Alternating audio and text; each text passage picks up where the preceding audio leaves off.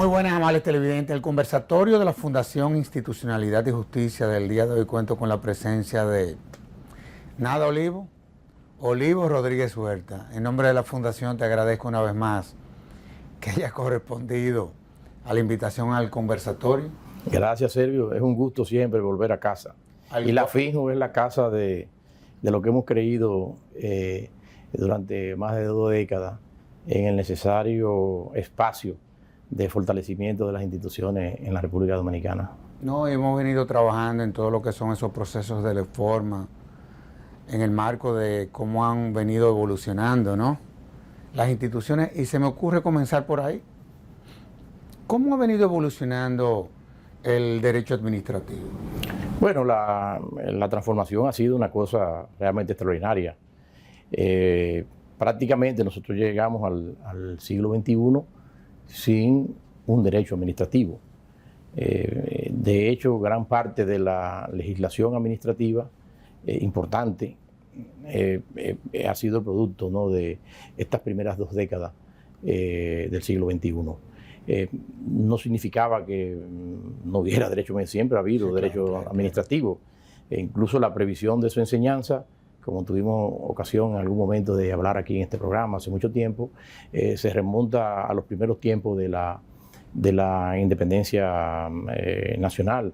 Es decir, ya en 1848, aunque bajo la denominación de ciencia administrativa, se recomendaba una obra, la del profesor francés Baudin, que era fundamentalmente derecho administrativo. En el 1851-52, el entonces presidente Buenaventura Báez ordenó la enseñanza del derecho administrativo. Es decir, que el derecho administrativo hunde sus raíces. Ahora bien, el derecho administrativo concebido como un instrumento de control del poder, el derecho administrativo concebido como un instrumento de realización de los derechos fundamentales, un derecho administrativo orientado hacia el ciudadano, ¿no?, y el ejercicio pleno de sus derechos es una tarea de construcción que fundamentalmente comienza a dar sus primeros pasos en mediados finales de la década del siglo pasado, con la aprobación de algunas leyes en ordenamientos sectoriales. El caso mismo de las telecomunicaciones fue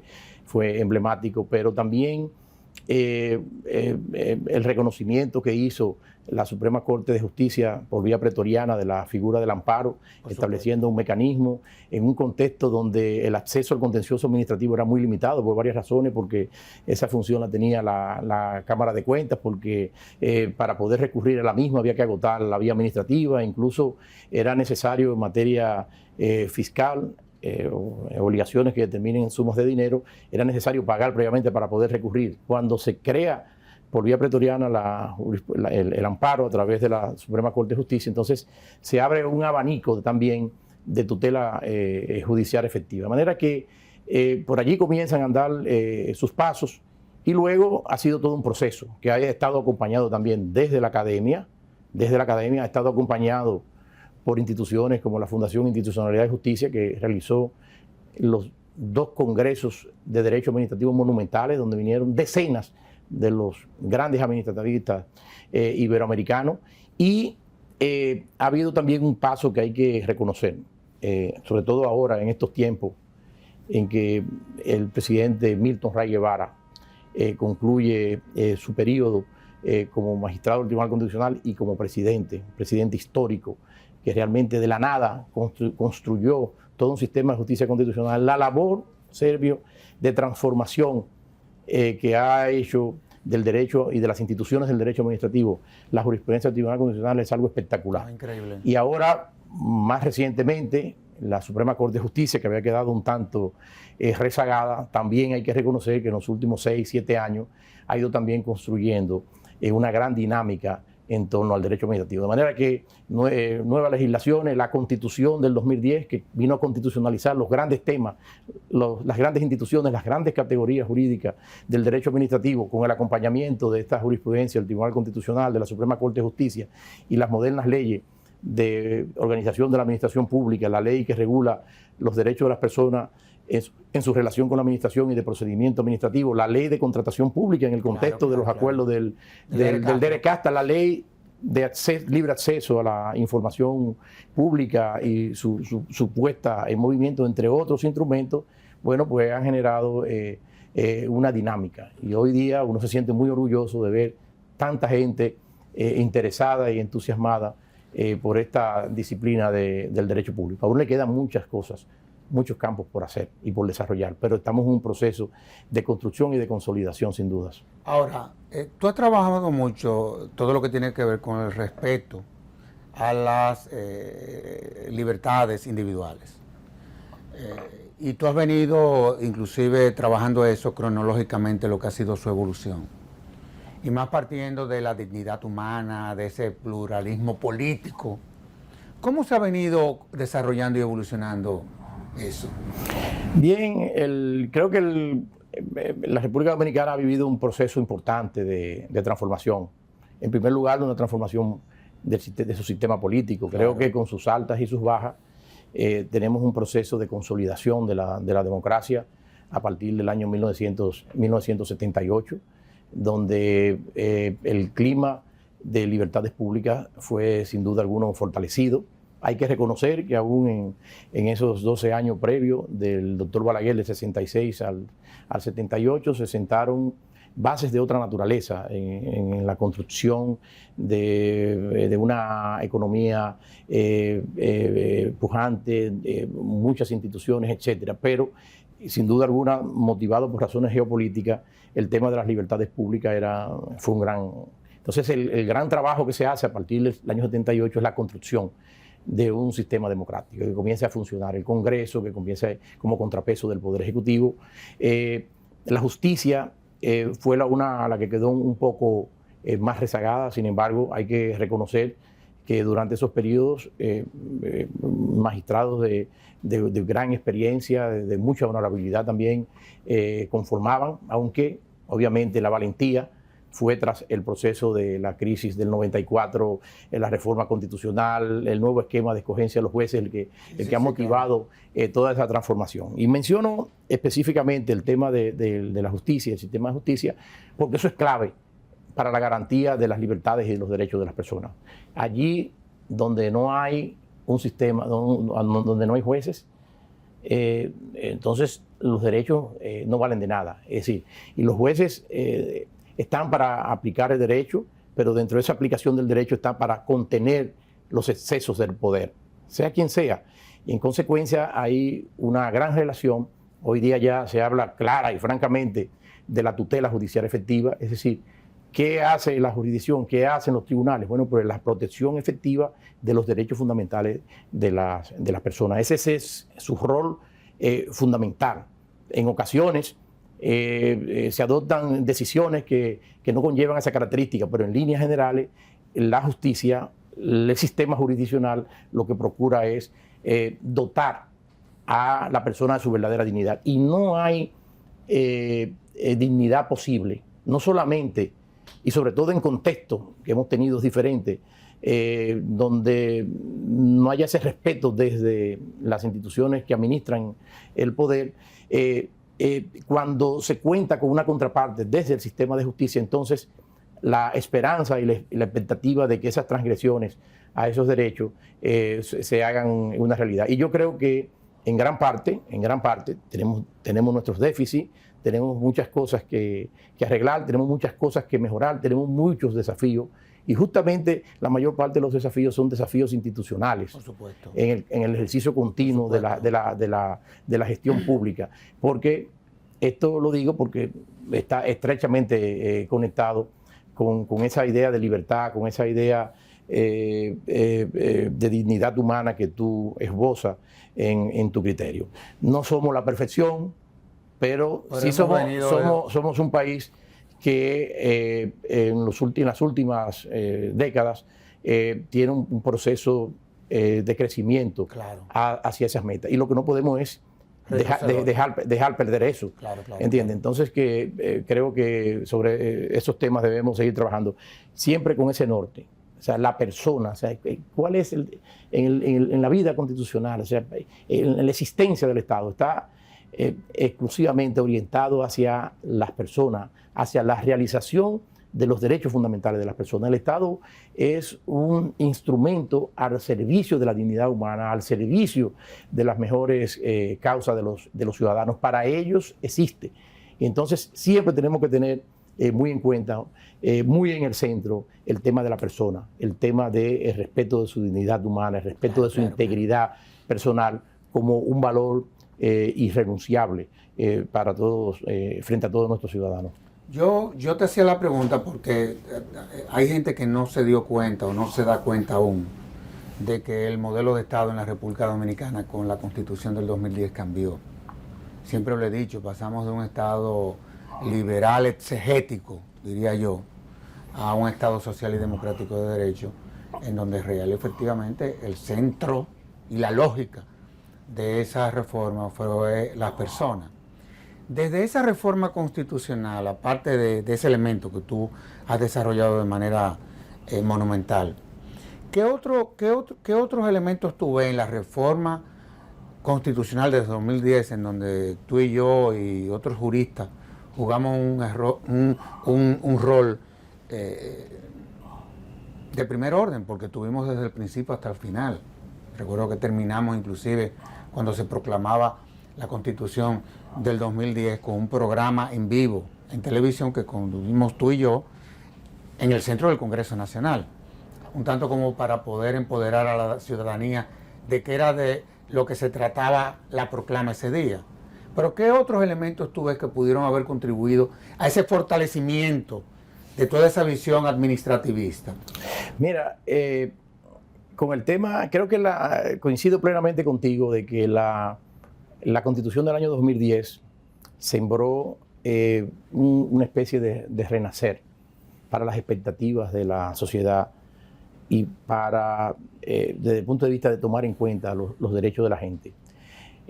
A pesar de que es en la Constitución del 2010 que literalmente se proclama la República Dominicana como un Estado social y democrático de derecho, como han tenido ocasión de exponer nuestros grandes maestros del derecho constitucional de estos tiempos, como el profesor Eduardo Jorge Prada, el profesor Cristóbal Rodríguez, el profesor Nancy Perdomo, el profesor Milton Ray Guevara, por supuesto, Flavio maestro en todo, Flavio Darío Espinal. A pesar de que literalmente no figuraba así, la nuestra recogía ya la Constitución derechos sociales. Ahora bien, ¿cuál es el gran aporte? El gran aporte de la Constitución del 2010 es que ese es su centro y que no se preocupa exclusivamente de enunciar todo un programa de realización para satisfacer necesidades colectivas acumuladas, sino que también dota a la Constitución de instrumentos que procuran buscar su eficacia y su legitimidad, y que procura también poder enfrentar las inactividades, las omisiones que impidan la aplicación de esos derechos. Y creo que la transformación que, por ejemplo, ha hecho el Tribunal Constitucional en temas de derechos sociales es enorme. Increíble. Preocupándose en muchas cuestiones, en algo que tiene una gran proyección para todos, desde pequeñas necesidades y pequeñas realidades de la vida de las personas, y a través de diferentes pronunciamientos fue identificando esos temas. Entonces, ese tema ahí ha sido clave porque no basta establecer derechos, no basta establecer un programa de realizaciones en el plano social, económico y cultural si no se cuentan paralelamente con las herramientas. Hay obviamente unos desafíos, porque tampoco lo ideal sería no tener que judicializar la eficacia de los derechos y la eficacia del sistema del Estado en torno al cual se mueve el Estado social y democrático de derecho. Creo que tenemos tareas, Servio, muy serias que cumplir. Creo que es un trabajo que tiene que hacer aparte toda la clase política nuestra, todas las organizaciones de base de la sociedad, buscar acuerdos sobre una serie de puntos indispensables.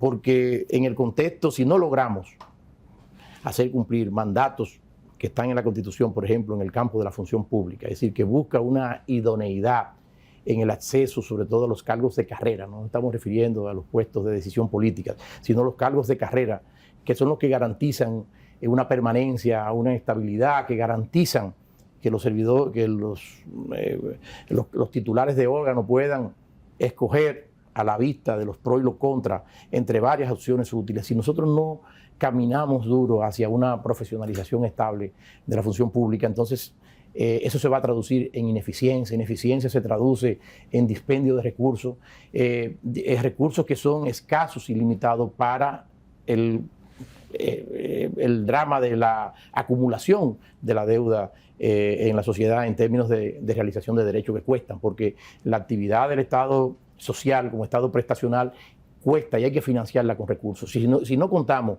con una burocracia pública profesional, estable, en capacidad de actuar con eficacia, pero también con eficiencia y satisfaciendo también todos los requisitos de la publicidad, de la transparencia, entonces esas cosas se hacen muy difíciles. Pero también tenemos otros retos que están contenidos también y que son mandatos de la Constitución, aunque existían leyes con anterioridad. Es todo el tema de la planificación y la inversión pública. Nos hemos ido dotando, de hecho, en esta administración más recientemente se han dictado unas leyes que complementan todo ese sistema del Sistema Nacional de Planificación e Inversión, como son las regiones únicas de planificación. Está la ley, que es todo un reto su implementación por la cantidad de planes que conlleva en términos de ordenamiento territorial, uso de suelo en todo el país. Esas cosas son y resultan indispensables, Servio, el cumplimiento de ellos. O sea, no puede ser que el gasto público o la toma de decisión para una que otra obra surja de algo inesperado, imprevisto. Siempre van a haber situaciones excepcionales, a eso no me estoy refiriendo, pero no podemos seguir caminando nosotros al margen de una planeación, de que tengamos y sepamos cuál es la visión. Así como están en el marco internacional los objetivos de la Agenda 2030, nosotros nos trazamos, que es una de las grandes conquistas, la Estrategia Nacional de Desarrollo, que está incorporada en el marco de la Constitución. Creo que hay que retomar, hay que reprogramar esos plazos, porque allí hay todo un camino, hay una ruta trazada a los fines de que la improvisación y la generación de desconcierto no sea lo que se convierta en una práctica, porque todo aquello que sea o signifique un escape, por ínfimo que sea de recursos, bueno, es realmente una situación calamitosa frente a los inmensos problemas, a los inmensos desafíos que tiene la sociedad. Entonces, yo creo que por allí tenemos que poner también el pie en el acelerador de esta reforma, que pasa por ese aspecto básico que mencionaba primeramente, o sea, una función pública integrada por un personal que con carácter permanente esté al servicio del interés general, esté al servicio de la planeación, que esté al servicio de una planificación adecuada y que oriente debidamente las acciones de política pública. Ya en lo que un Estado va a poner más o no mayor énfasis, ese es otro tema. Pero no podemos olvidarnos de esas cuestiones porque tocan directamente hacia el dispendio de recursos. Insisto, el dispendio de recursos no es tolerable en la sociedad dominicana de estos tiempos. Y aquí hay que trabajar decididamente. Y en esto toda la clase política tiene que ponerse de acuerdo, porque hay gente muy buena, gente muy consciente de esos asuntos, y la improvisación no puede seguir siendo la regla, que me levanto hoy con tal idea o mañana. No es un asunto de este gobernante, es algo que lo hemos visto a lo largo de este proceso político que ha sido exitoso desde el punto de vista de las instituciones políticas y de su funcionamiento, del mantenimiento de un clima de estabilidad macroeconómica importante. Hemos visto cuánto se beneficia cuando se apuesta a algo.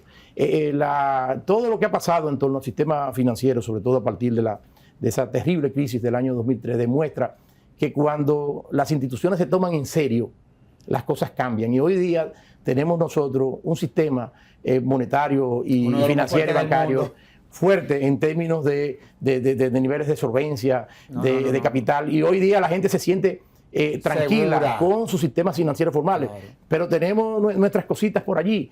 No puede haber espacio, hay que seguir caminando esos ámbitos que están por fuera del sistema. Miren cómo, o sea, es un orgullo realmente eso que ha pasado en el ámbito de la administración monetaria y financiera. Y creo que eso debe repetirse y reeditarse en otros sectores. las instituciones transversales Claro, que claro, tocan claro. a la planeación y al régimen de inversión pública, al fortalecimiento de los sistemas de control, al fortalecimiento de la estructura intelectual que sirve de base a la administración pública. Eso hay que definirlo muy bien y tener presente también desafíos del presente que nos obligan a darle prioridad a institucionalizar temas que son quizás, no es sin duda, quizás el mayor desafío que en términos inmediatos tenemos, que es el reto de volver de establecer por vez primera un auténtico mecanismo de control de nuestra migración y de la mano de obra, que por cierto, en esta semana se ha producido una declaración importante del presidente Abinader. Ojalá que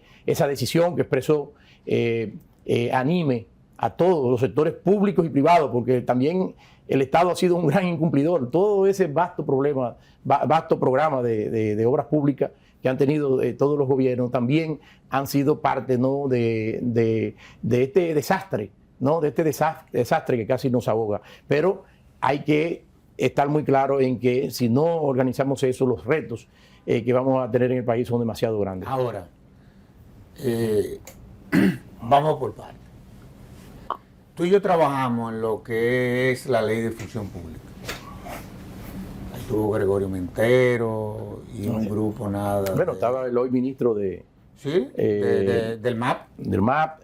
Claro que sí. Y estaba mucha Entre gente otros. muy Había buena. muchos técnicos y bueno, y se sacó una muy buena ley, la ley de función pública. Y estuvimos trabajando en ella en todo lo que fue no solamente su debate en el Congreso, sino también... No hay previo en el diálogo nacional. Claro. En la Acuérdate que me Pontificia tocó Universidad Católica. coordinar la mesa institucional. Exacto. Y tú eras parte del equipo que estuvo ahí trabajando todos esos temas. La profesionalización de la función pública. A mí eso me sigue preocupando, en honor a la verdad. Tú dirás, bueno, pero tenemos 100 y tantos mil empleados públicos de carrera. Bueno, eso está muy bien. Pero real y efectivamente, ¿qué es lo que ha pasado? Que el proceso ha ido tan lento, no hay mecanismos de evaluación de desempeño que sean real y efectivamente eficientes para quienes se profesionalizaron. ¿En dónde estamos y hacia dónde debemos ir? Mira, tú recuerdas, Servio, que uno de los grandes Porque a mí me puntos, preocupa de los mucho grandes eso. puntos en discusión en ese momento, para conformar esa ley muy buena, Muy bueno. la ley 2008, que muchas de sus disposiciones fueron incorporadas a la Constitución del 2010. Sí. Pues esa ley... A ti te tocó trabajar en eso mucho. No, bueno. En la comisión en la comisión de verificación del Congreso Nacional. se plasmó y creo que Sí. se sentaron unas buenas bases constitucionales de la función pública, de manera que... Ese 128... de manera que eso no dependa del cambio legislativo, ese fortalecimiento. Pero recuerda que uno de los temas que siempre se toman muy en cuenta es cuando se va a dictar un régimen de función pública, es evitar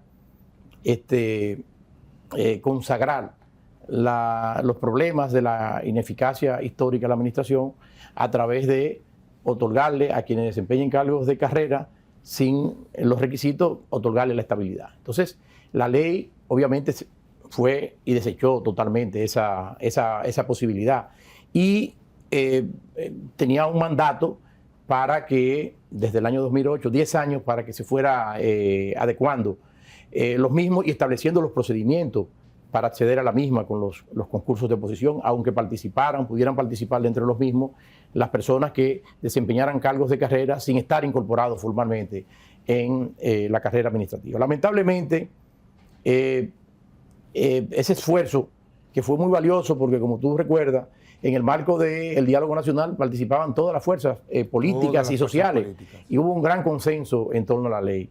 La realidad es que 8 o 10 años después, la ley estaba deficientemente aplicada y los mecanismos, por supuesto, que no han sido los mejores. Y eso hay que repensarlo.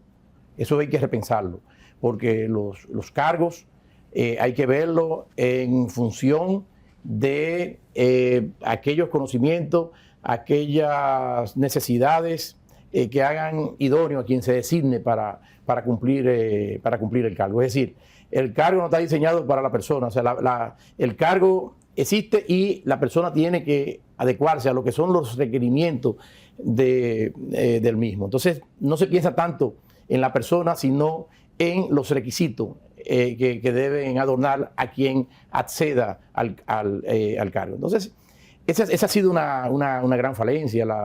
Lamentablemente, el discurso de toda la clase política, hay que reconocerlo, están hoy lo que estuvieron ayer. Siempre ahí no ha habido esa conciencia porque, en cierta forma, ha sido parte de la patrimonialización, eso es lo que llamaba el profesor Nieto, recientemente fallecido, sí, en su obra del desgobierno de lo público. Es decir, esas realidades en las que quienes participan activamente en la clase política se creen que son dueños de todos los cargos, pero los cargos son de la sociedad.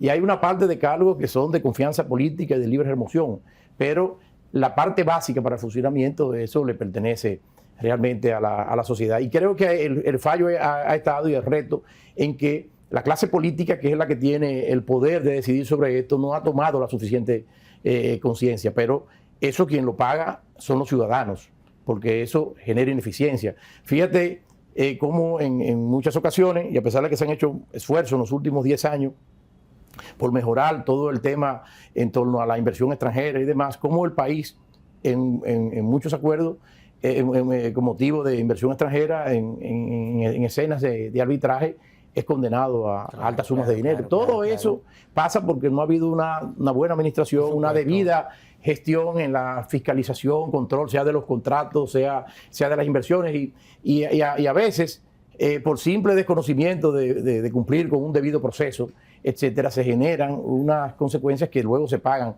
muy caramente y todo eso. Entonces todo esto pasa porque si hubiese un personal idóneo, con sentido de responsabilidad, con sistema de consecuencia, ¿entiendes? Porque si bien es cierto que la carrera te garantiza la estabilidad desde tu ingreso hasta que tú sales ya por la edad de la jubilación, lo que en muchos países eso es signo de mucho orgullo para muchas personas, si no se cumple adecuadamente, si no se hacen esas evaluaciones de desempeño a lo largo del tiempo, entonces tendemos a petrificar personas que no son las adecuadas. Y creo que esto no aguanta más, porque eso es condicionante del resto de las cosas que hemos hablado. Es decir, no puede haber ninguna buena planificación, ningún buen programa de inversión pública, cumplir con los ciclos de los procesos de inversión si no conocemos esto. Es decir, no podemos lograr los altos cometidos públicos de manera adecuada en un contexto de incapacidad. Cuando tú evalúas, por ejemplo, comparadamente, los países que se desarrollaron versus los que no se desarrollaron, una de los puntos que sale y que da de frente es que quienes se desarrollaron fue porque tuvieron una función pública, que desde el principio comenzó a desarrollarse de una forma tal en donde se creó un personal que real y efectivamente desde el punto de vista de la eficiencia hacía su trabajo. Y tú hablabas de esas condenas que muchas veces nos dan por incumplir contratos. Yo también sostengo la tesis, yo creo que también hay que buscar a los expertos. Esos contratos, sí, y tú lo sabes muy bien. Lo importante no es la fase ya de la defensa, lo importante es prevenir. Sí, claro. Es decir, y esa prevención no se logra en el contexto de una administración que no tenga un buen soporte. La gente que realmente... La gente adecuada. Por eso te decía, en los últimos tiempos se ha ido logrando ir captando buenas personas, buenos juristas, muchos jóvenes también interesados en el campo del derecho público, en los temas regulatorios que han conocido y existen instancias donde se ha mejorado esto notablemente. Hemos perdido, en algunas ocasiones hemos también ganado uno que otro caso, pero ponía eso como un ejemplo. Es decir, la falta de idoneidad de las personas que están en la prisión como consecuencia conlleva necesariamente a consecuencias que no son las mejores. Ahora, tú hablabas del control. Y si hay un tema que desde la Fundación tú has venido trabajando es precisamente los órganos de control. Inclusive en esta semana el magistrado Milton Rey Guevara dio una conferencia magistral que se refería a lo que son las atribuciones del Congreso como órgano de control y fiscalización. Pero tú sabes que el control es un circuito. Contraloría, que es el órgano rector del Sistema Nacional de Control Interno, Cámara de Cuentas externo, Congreso Nacional, desde el punto de vista inclusive de la Administración de Justicia, el Ministerio Público, si se quiere. ¿Cómo tú has venido viendo, o qué podemos hacer para fortalecer estos benditos órganos? Bueno, esto pasa justamente por el mismo tema. Porque esa es una de las grandes debilidades del Estado dominicano. El tema, yo siempre he creído que el fortalecimiento de las instituciones de control es clave en todos los esfuerzos para prevenir y posibilitar también en aquellos casos en que se dé los temas de corrupción o de vulneración. ¿Qué es lo que pasa, Sergio, también? O sea, estamos en el mismo tema. Las personas idóneas para esos cargos, en muchas ocasiones, lamentablemente, y con el mayor respeto de todos muchos servidores sé que hacen mucho su esfuerzo, pero muchas veces no se corresponden con los requisitos de idoneidad. El grueso de la gente que trabaja en esos temas, son profesionales de esos temas, están en las grandes firmas y empresas privadas. Entonces, ¿qué pasa? Hay que cambiar el paradigma. Por eso te hablaba yo, en muchos países la gente se siente orgullosa de ser un servidor público, de ingresar a una carrera, que sabe cuándo entra y cuándo le toca la edad de su retiro, y le toca su retiro digno. Entonces, hacia eso hay que caminar, porque habrían personas que pudieran motivarse hacia el servicio público, pero nadie va a querer ir si cada vez que cambian un contralor, cada vez que cambian a una cámara de cuentas, el personal pudiera estar sujeto a esa movilidad, pero también a que los mecanismos de selección y de escogencia de esa plana técnica de base no sea la mejor. Yo creo que una gran inversión que puede hacer el Estado, porque lo mejor es tratar de prevenir, tratar de anticiparse al daño, al perjuicio económico que puede sufrir el patrimonio del estatal. Lo importante es eso, y en la medida en que estas instituciones de control, tanto del control interno como del control externo, se fortalezcan, creo que eso se constituye un verdadero motor de cambio.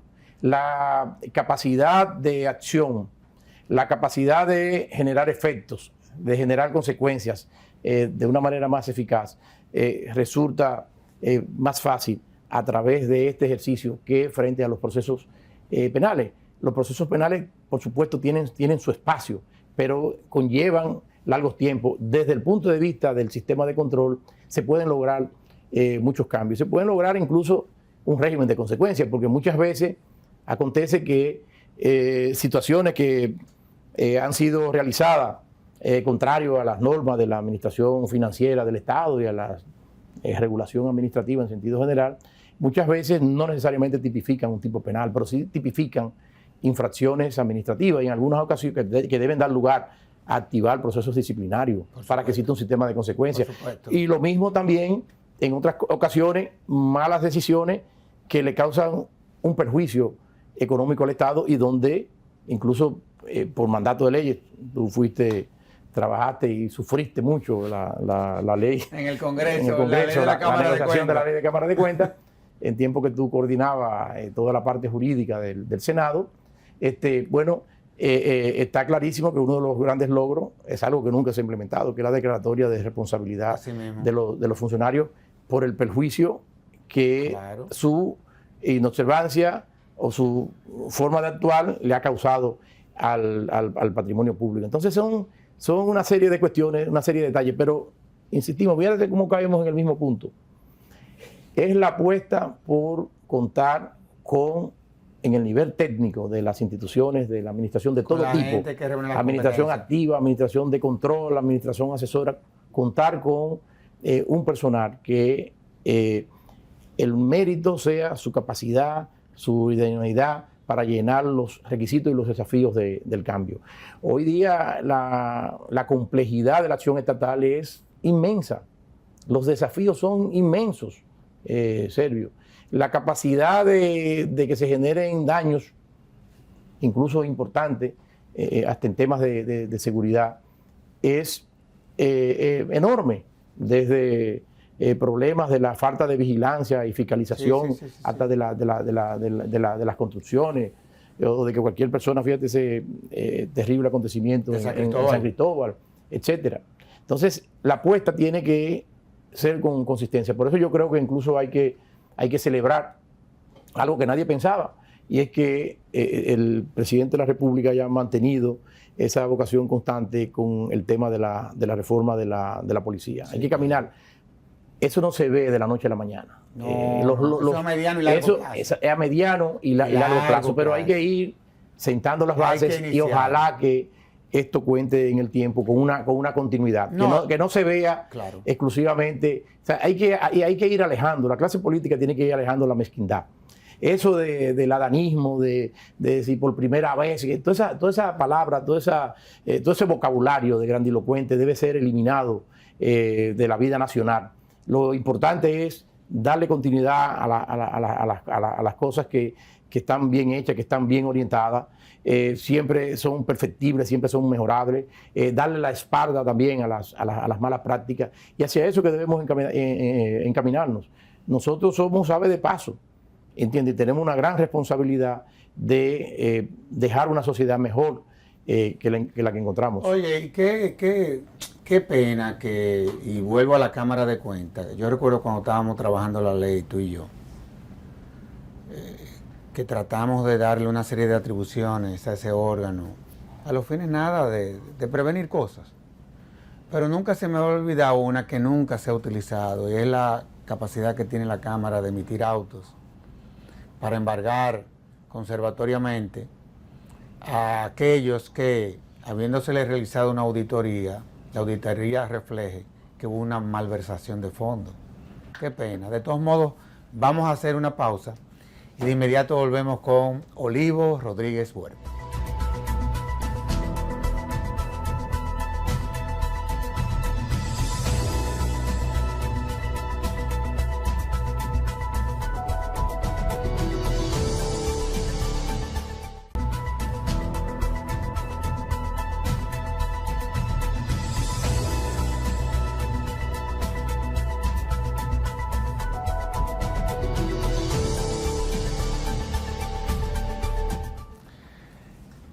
Olivo, yo tengo que entrar en un tema que tú y yo hemos venido estudiando. Quizá porque quienes nos han influido han sido los hijos de nosotros. Tú sabes que desde hace unos años ya en la Fundación Institucionalidad y Justicia hemos venido utilizando la inteligencia artificial en todo lo que tiene que ver, por ejemplo, con el levantamiento de encuestas, en todo lo que debe de ser eficientizar un proyecto que uno esté implementando. Hemos estado trabajando en los contratos inteligentes, en los metaversos, en los fintech. Inclusive, desde el punto de vista interno, la FINJUS es la que lleva la vanguardia desde el punto de vista de la doctrina y desde el punto de vista de lo que son programas de educación y congresos en el país. Desde el punto de vista del derecho administrativo, vámonos al derecho administrativo. ¿Ha contribuido la inteligencia artificial o en qué ha contribuido y en qué le está produciendo problemas, digamos así? Porque tú sabes que la inteligencia artificial tiene dos caras. ¿Cuál es la realidad en la actualidad? Mira, nosotros estamos, por supuesto, comenzando a dar los primeros pasos.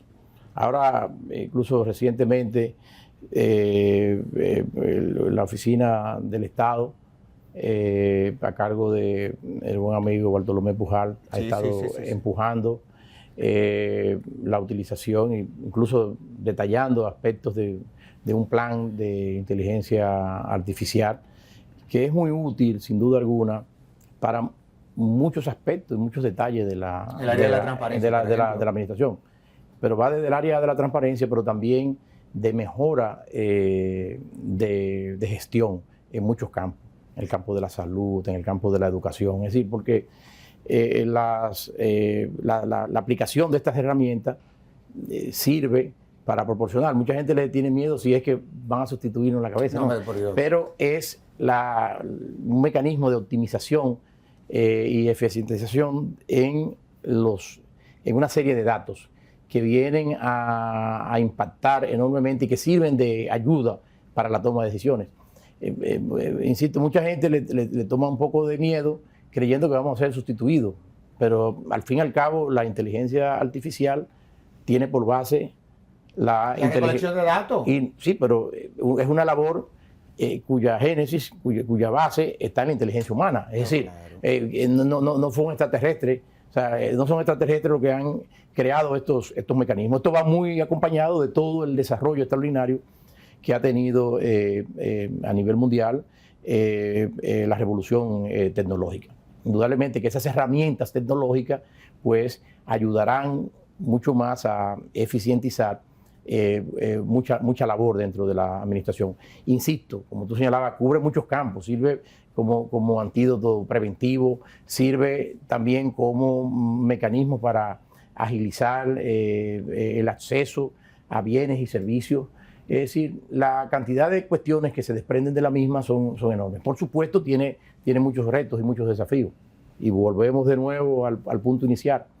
Ya la formación, por eso no se puede creer en la petrificación de la función pública, porque ese régimen de estabilidad hay que ganárselo, porque los tiempos van cambiando. Y en la medida en que los tiempos van cambiando, bueno, pues hay que ir haciendo los procesos de inducción a los fines de que ya hay cantidad de cargos dentro de la administración que requieren de estas herramientas, como originalmente requerían de las herramientas más simples de la tecnología, hoy día necesitan acompañarse de estas herramientas más complejas. Y esto implica un proceso de inducción y de formación permanente de las capacidades en el plano de la administración, porque todo es muy bonito. La inteligencia artificial, pero una inteligencia artificial mal conducida no ayuda a eso. Pero eso es una realidad y ya está introduciéndose en el vocabulario. En el campo del derecho administrativo ya hay cantidad de obras que están enfocadas a este aspecto, tanto en Estados Unidos, en Francia, en Inglaterra, ni se diga, en España. Son ya muy numerosas las monografías respecto, no quedándose ya en retos y desafíos y en preocupaciones, sino de cómo la inteligencia artificial se convierte como una herramienta hacia el logro del interés general, hacia la satisfacción de las necesidades de las personas. Que volvemos, para eso que existe el Estado, existe la administración. Entonces, de la mano de la inteligencia artificial podemos lograr cuestiones que tomarían quizás mucho tiempo a través de estos mecanismos, pero eso siempre va a necesitar de alguien que sirva para activar estos mecanismos. Por esto es todo un reto, y en los programas de estudio las universidades tienen que ponerse la pila también con estos temas, porque ya están entrando a formar parte. O sea, los estudiantes de hoy tienen que conocer. Es que es una de sus herramientas. Tener ese lenguaje. Todas esas palabras, todo ese tecnicismo, tienen que tenerlo, tienen que manejarlo. Y tienen que saber los diferentes campos en que estas herramientas pueden ser útiles y sirven para la toma de decisiones importantes en la administración. Ya inclusive desde el Estado, digámoslo así, una de las instituciones que más ha estado avanzando en el tema es precisamente el propio Poder Judicial. Así es. O sea, Luis Henry, nos referimos al presidente, al honorable magistrado presidente de la Suprema Corte de Justicia, utiliza como herramienta probablemente principal en cuanto a todo lo que tiene que ver con información de datos del Poder Judicial e inteligencia artificial. Y hay que ver esa presentación. Nosotros inclusive aquí, como estamos haciendo encuestas de percepción, de victimización en los barrios, a los fines de ver cuáles son los tipos penales o cuáles son los delitos más recurrentes que se dan, muchas veces no se corresponden con que desde el Estado se informan porque no todos llegan al sistema de justicia. Y el propio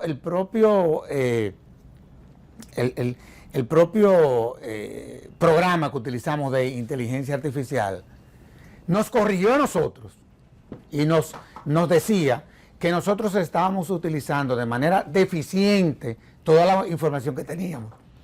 Y preparamos un bloque para tener, por ejemplo, 10 tabulaciones, y utilizando la herramienta artificial, la inteligencia artificial, logramos sacar 62. Oye, ¿hasta dónde se llega? Una cosa impresionante. Ahora,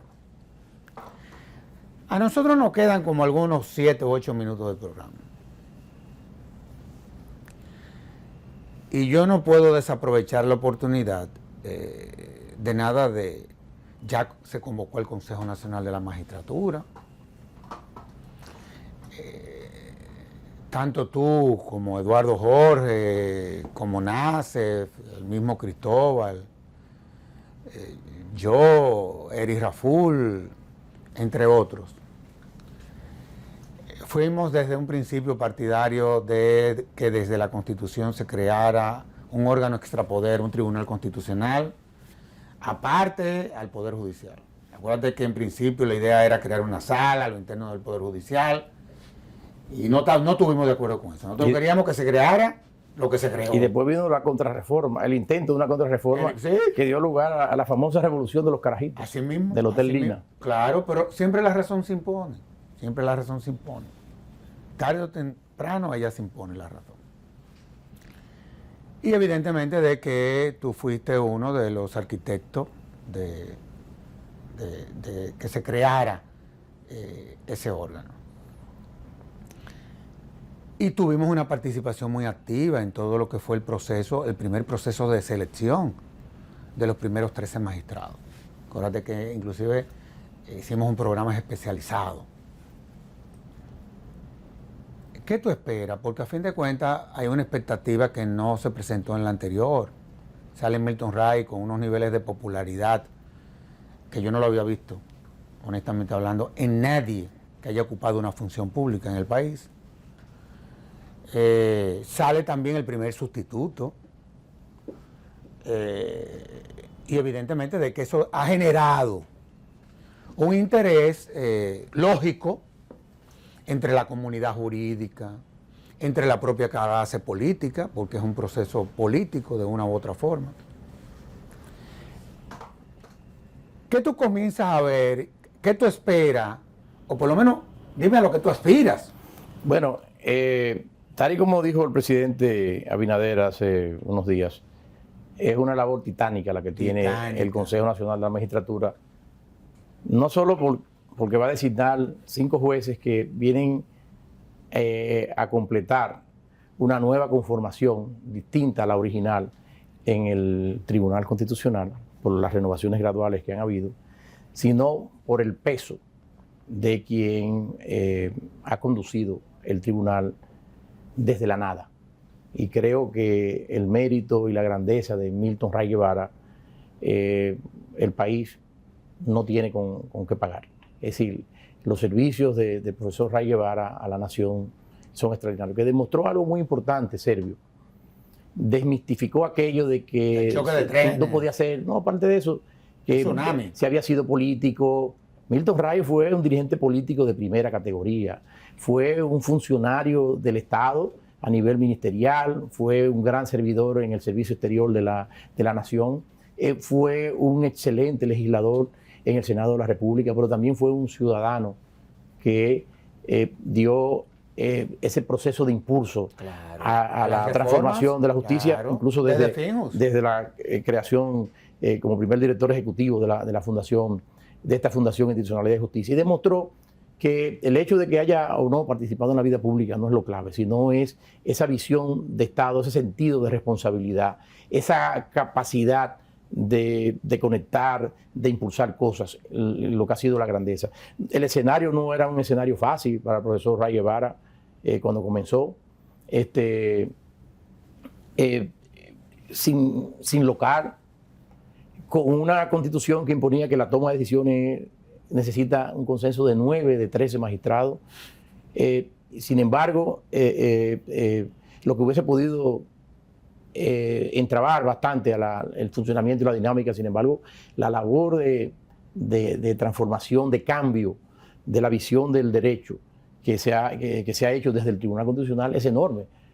Hay decisiones con las que uno puede discrepar en tal o cual sentido, pero la labor del Tribunal Constitucional es una labor gigantesca, inmensa. Yo creo que es una labor incomparable en términos de la región, de labor realizada de un tribunal que partía de cero, de un tribunal que se creaba en un contexto donde el derecho constitucional como doctrina no tenía ese grado de desarrollo, porque llegamos tarde a estos temas del derecho público, el mismo problema del derecho administrativo. Es decir, el derecho constitucional, el derecho administrativo, en términos de desarrollo, es cuestión de este siglo. Es decir, y en eso ha tenido papel. Será un trabajo muy difícil encontrar un hombre como el profesor Ray Guevara que pueda conjugar esa capacidad necesaria, ese liderazgo que hay que tener para, en una estructura colegiada, en la que hay que hacer un amplio ejercicio de deliberación y de ponderación,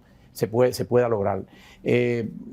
Ojalá el Todopoderoso ilumine, ¿no?, al Tribunal Constitucional. Y el país está muy a la expectativa respecto de la categoría de la persona que no solamente vayan a ser los 5 miembros, sino de quien vaya a asumir esta generación de relevo, porque realmente Milton Ray Guevara es sencillamente una persona incomparable. Así es. Es increíble, tenemos una hora hablando y no fue suficiente. No fue suficiente, honestamente. Yo siempre te lo he dicho, que tú te has convertido en un invitado sempiterno de la Fundación Institucionalidad y Justicia. Y la verdad es que yo me alegro de que tú hayas ya dejado la embajada en España, porque la verdad es que se me hacía muy difícil hacer programa contigo cuando fuiste embajadora, y ya veo que has vuelto a la casa. Así que gracias, Olivo. Y a ustedes, amables televidentes, les decimos hasta la próxima, en donde estaremos en un nuevo conversatorio de la Fundación Institucionalidad y Justicia. Hasta entonces.